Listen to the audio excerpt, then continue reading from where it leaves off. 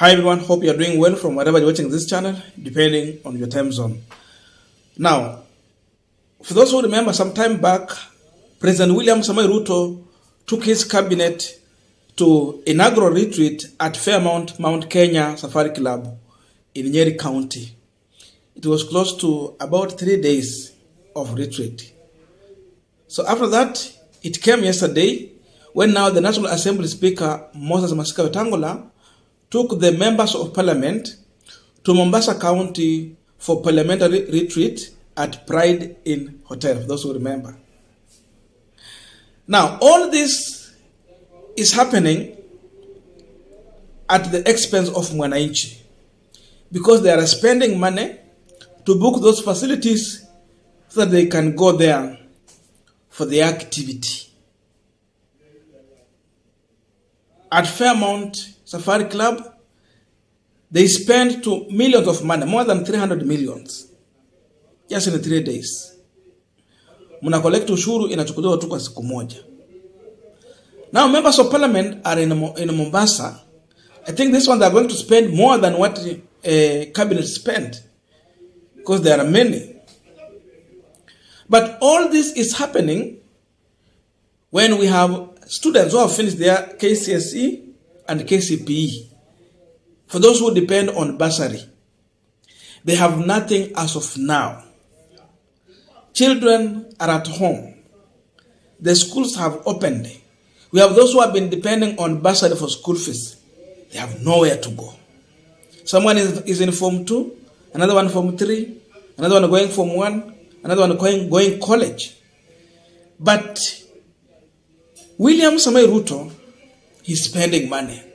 Again, he's giving Wetangula a privilege to spend more money. Why do you move from Nairobi, where members of parliament can be found easily, you go to Coast Region for a retreat in an expensive property? So what happened at the end of the day? Members of parliament, both in Azimio and Kenya Kwanza, agreed in one voice to storm out of that retreat. So they are very clear. They cannot enjoy while these children are suffering because of lack of school fees in this country. They say no CDF, no retreat. And that was started by the member of parliament by the name Majimba Kalasinga. That's Kabuchai member of parliament. Then other members of parliament followed. So all have agreed that this retreat will not continue if CDF has not been unlocked. So I wanted to listen to Bishop Titus Kamala, the Rutambe member of parliament, how he's explaining indeed what is happening with the CDF, and then you also listen to Babu Owino, and from there I'm going to explain to you something as we conclude this discussion, which is very important. So listen to the end. Majina Titus Kamala, mbunge Lurambi constituency Kakamega, na tuko hapa Mombasa, na hakuna chochote ambacho tunafanya kwa sababu kusema ukweli mimi kwangu naona kuja Mombasa kulipiwa hoteli ya kifahari, kulipiwa ndege, kwenda kujivinjari kwa maji, na ili hali watoto wa Kenya wameshindwa kwenda kwa shule. Nafikiria hizo ni miscalculated priorities. Priority ya kwanza ingelikuwa pesa ya CDF iende kwa constituency, bursary itolewe. Kwa sababu mimi kama Lurambi tuko na town. Hata hiyo mwaka ingine kuna watu wanasema bishop hakupeana bursary. Lakini ukweli wa mambo ni kwamba 17 million bado yuko locked kwa board. Na board hawana, wanangoja treasury. Yaani hata ya 21, 22 bado tunadai pesa. Sasa hii tuko hapa. Wananchi wanatuangalia, sisi ni watu wa aina gani, viongozi wa aina gani, tuweze kupaa na mandege, tuishi Serena, sijui tuko hapa Pride Inn, wapi, sijui White Sands. Na ile hali mijengo imekwama, contractors hawajalipwa, wanafunzi very bright, niko na watoto wa 400 and plus marks, ambao wanaweza fika 100, ambao tukiinvest ndani ya hawa watoto, that is the future of our country. Na tumesema ya kwamba hakuna kikao kitafanyika. Nimepewa hapa kikapo hii ndio ni mimi nimepewa, na nimepewa na vitabu mbili ndani. These 2 booklets, nyingine ni notebook, sijui niandike someone ndani, ndio hii notebook, this one. And you know these things, these people spend billions. Hata mfuko kama hii unaweza ambiwa kwamba wale walifanya procurement ya hiyo mfuko, hii mfuko hii ya kunia hii ya makonge, utaambiwa hii kunia ni shilingi 1,100. I think we need to put our priorities right. How much are you demanding? Mimi na demand kwanza 17 million 21-22. Ile ya zamani yenye imekwama ikuje. Ikisha kuja hiyo ni deni. Then we are demanding kwamba today tupewa 100 million kwa kila constituency. Now that's not money we are taking it tunaenda kutumia kwa tumbo zetu the way people think. Hapana. Unajua wadozi wengi wanaishi Nairobi. They are never in the villages. Hawajui chenye watu wa village wanapitia ndani. Unaona? So hivyo ndio tumeamua hapa Mombasa hakuna kitu kinafanyika mpaka hizo pesa zipatikane. My brother, I want to tell you that I'm a sad man. Today on the Now we are continuing with this panel discussion, but just a quick request for those who are watching and you are not subscribed, please consider subscribing. To our channel subscribers, I must say thank you so much, and again to all our viewers, please give this video a thumbs up. Thank you, and back to this discussion. Now, disbursement of CDF was stopped by the court when they pronounced themselves that CDF was unconstitutional. But for these members of parliament to protest for delay of CDF, they understand clearly that William Samoei Ruto has a way of disbursing that money and they can use it. That's why you see, wameweka mguu chini, wamesema CDF ikuwe unlocked before we do any other business. Because now in your parliament ifunguliwe, it will take more time. Is it next month, I think? That's why they are saying that because schools have opened now, Ruto has a way to do this thing, but he don't want to do. I am surprised. When Ruto was campaigning, though it's not a surprise indeed, Ruto said that he want to take Kenya where Kibaki left it. And when he talked about that, it reminds me about Kibaki. And for those who remember, Kibaki is the brainchild of CDF in the year 2003. And this was after passing the CDF Act 2003 by the 9th Parliament, for those who remember. So Kibaki pushed for this. And after that, that is the time members of Parliament got an opportunity to reach out to their constituency directly by touching lives. That was Kibaki for you. Moi did not have such a thing.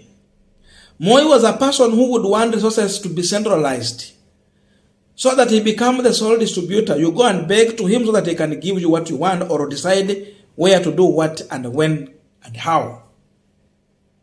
So Kibaki came differently. And actually, Kibaki is also another true symbol of devolution. Because already before we come to devolution, Kibaki was already playing into some kind of devolution there. Because through these members of parliament, in their constituencies, they were getting money to do some level kind of development and then empower their people, especially the poor of the poorest. That was Kibaki for you. But sasa Mheshimiwa Ruto anafanya nini kwa saa hizi? What Mheshimiwa Ruto is doing is totally different. He's nowhere near Kibaki. Maybe the person who could go the Kibaki way, it is none other than Raila Amolo Odinga, former Prime Minister. Not Ruto. Ruto is a student of Daniel Toroitich Arap Moi. And that's why yesterday I was saying that Ruto is the living and breathing Daniel Toroitich Arap Moi of our times. He would want to do things the Moi way. Not near Kibaki, not even what Uhuru could do. Because even Uhuru was still giving this money, despite the fact that the court had stopped. Ruto want power to be centralized. Kibaki was a man who was looking on how to decentralize power. Once you are centralizing power, you also centralize resources. So that now he will have a lot of resource that he has a bigger say about. That is William Ruto for you. Because the question is, if the court stopped the issue of CDF, wakabalisha wakaweka hapo NGCDF, who is going to lose and who is going to benefit? Reality is that the member of parliament and the people he represents are the ones going to lose. But then Ruto will have more resources at his disposal. Every member of parliament is asking for 100 million. Look at that money. Tuko na constituencies ngapi? 290 or what? Something closer to that.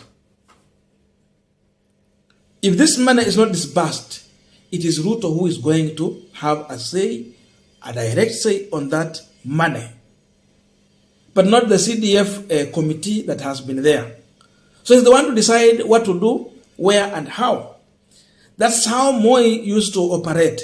So what I'm seeing is a William Ruto who is telling members of parliament that they will try every means possible to make sure that they are having CDF money. He will say that one when he's in public. But deeper in his heart, he's praying that this money should not come out. And that's why they are holding to this money. Amekarata treasury msipeana pesa. What he's doing actually, he's playing a reverse psychology on members of parliament. Such that you will think that Mheshimiwa Ruto is with them. But the truth is that Ruto is not with these members of parliament. You can listen to Babu Owino. Bishop Titus Kamala is narrating the story, you can hear. I put 2 videos so that you can understand what is happening in Nairobi and what is happening in rural areas. Similar. So when Ruto want to hold to this money, what does he mean? Ruto wasiende shule? Ile miradi ilikuwa inafanya na members of parliament itaenda wapi? Because I am sure, even if the court will stop this money the way they have stopped, Ruto will not give this money to county government so that they can disperse that money.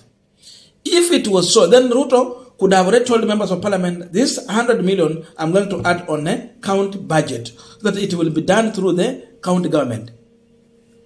Kwa nini mpaka saa hizi hajapeana hizo pesa kwa county government? He wants to control so that he become all powerful. You know, when they brought the 47 counties, they were trying to reduce the powers of the president. When they were empowering a deputy president, they were reducing the power of the president. The National Assembly was empowered. You know, the Supreme Court was empowered to reduce this power. But Ruto is trying to consolidate this power so that he remain all powerful by controlling all the resources and having all the resources. By the way, CDF is merely 2.5% of the ordinary revenue. According to the CDF Act, the 2003 CDF Act, it is merely 2.5% of local collected taxes. It's not big. Not even 10%, not 5, 2.5. Mheshimiwa Ruto, pea wabunge pesa.